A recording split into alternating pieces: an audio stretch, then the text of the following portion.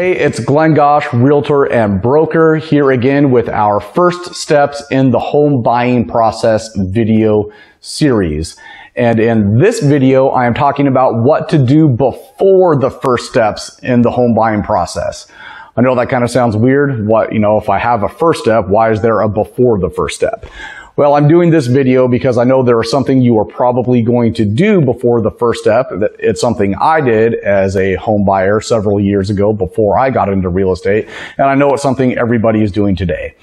And that is looking online, either through a website or through an app, about what homes are out there, what loans are out there, what interest rates are, and stuff like that. So I just want you to be prepared a little bit as you go looking online. So let's talk about what apps and websites are good for. I think they're good for a couple of things. One, looking at pictures to see what's out there, see what the available homes are, to get a general idea of what homes are out there, what different finish levels are, what homes look like in certain neighborhoods, things like that. And then two, just really, and I kind of already said that, getting a general idea.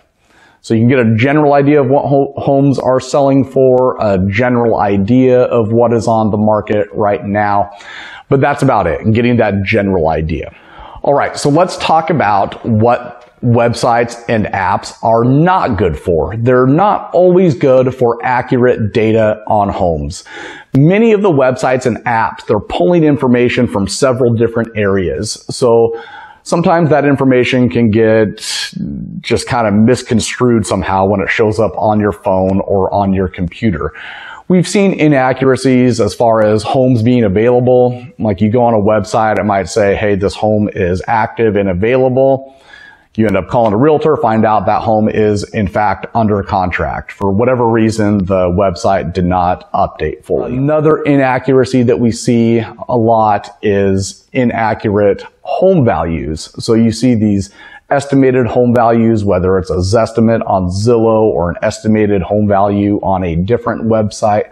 A lot of times those are off. I've done other videos on why those are so far off, and I won't go into a whole tangent on that right here, but oftentimes those estimated values are pretty far off. I've seen them even as far off as like $200,000.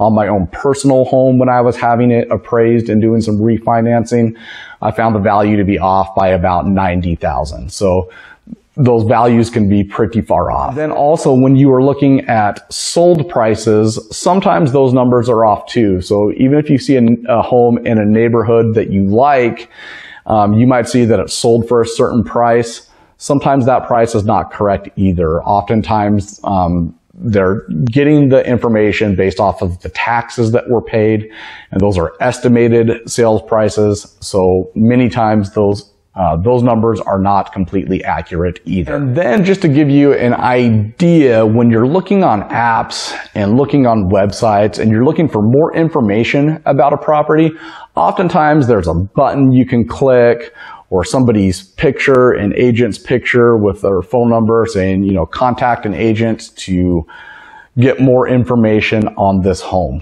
So when you are doing that, most likely you are either contacting someone that paid for ad space on that website or on that app. That's how a lot of those websites make money, is by selling ad space to real estate agents. So you click on it, it's somebody that paid for an ad to get your information. When you click more, I want more information on this home. Or you may be contacting the listing agent for the home that you are interested in and finding information. So that's okay. It could end up not working in your favor though. So I've seen this happen being the listing agent. When I have a home listed for sale, I've had a situation where a buyer clicked more information. They call me, they say, hey, I'm looking for more information on 123 Main Street. That home is just awesome. It looks perfect for me and my family. We've been looking for something in this neighborhood. We really love the pictures and the finishes of the home. Can you tell me more information on it? Well, hey, if I'm the listing agent, I say sure, I'd be happy to find some more, or happy to provide some more information for you on this home, let me ask you, do you have a real estate agent you are working with? And I've had them say, well, yes, actually we do have somebody, but we didn't want to bug them right now. We're just kind of looking for more information just to get a general idea. Well, in this particular case, that buyer went back to their agent after I gave them a couple pieces of information. They went back to their agent and said, hey, you know, we're ready to put an offer on this house. They come with an offer that's a little bit below asking price. Now, me in my head, I already know that that buyer is just ecstatic for this home. So I was able to use that from the listing agent standpoint, advising my seller to counter back for a higher price and get, you know, end up netting my seller more money on that, just knowing that piece of information. So just something to be aware of. If you are searching online and contacting agents, you're either most likely talking to a listing agent or somebody that paid for ad space on that website. So could be a good thing, may not work out in your favor though. And then something to keep in mind as well as you're looking on the websites and apps, if you go on one website and click more information, well, then your information just went out to, you know, one real estate agent.